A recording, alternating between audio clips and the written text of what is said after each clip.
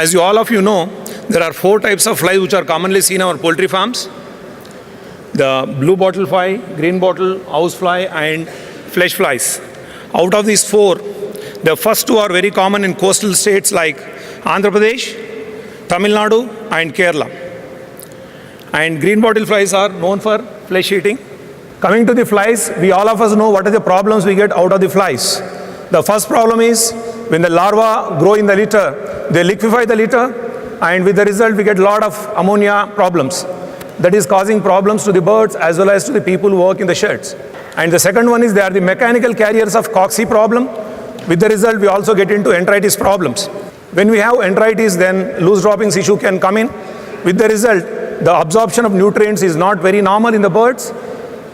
Because of that, especially in young layers, either in breeders or layers, we see that the shell quality suffers or the egg size is not good.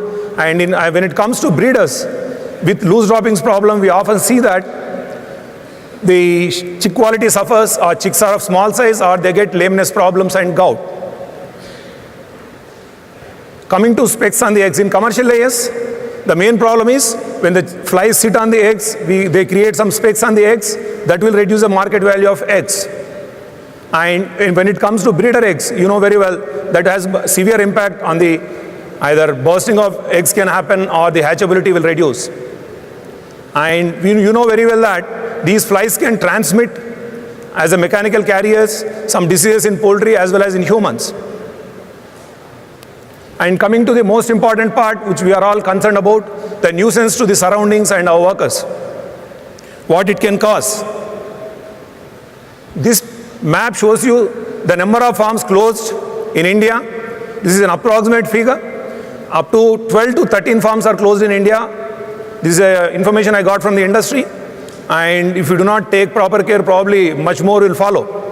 So these 13 farms have a capacity of close to 9 to 10 lakh population. And interestingly, you can note down another point here that most of the pockets where poultries are closed, those are the thickly populated farms. The population is more in those pockets. We had a very good interaction yesterday with Dr. Dane Smith. He was talking about easy sheds for prevention of bird flu. It is also more so with even fly control also can be better in easy sheds. Before we get into the topic of fly control, let us understand the fly life cycle first. Because any steps we take that is 100% related to their life cycle and the way they grow, the factors that affect their growth.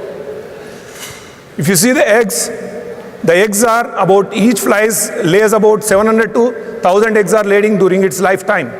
The flies start laying from as early as 2 to 3 days of age. And these eggs which are laid on the litter hatch into larvae within 12 hours to 24 hours. And these larvae, they are the favorable condition larvae is the moisture content of the litter. When the litter is very wet, larvae grow very fast. They further liquefy the litter and make it more loose. These larvae, after 6 to 8 days of time, they move to the outside of the sheds, to the edges of the shed where the moisture content is less, and they pupate. These pupa get converted to adult flies in 3 to 6 days. This is the life cycle which takes about 10 to 14 days time.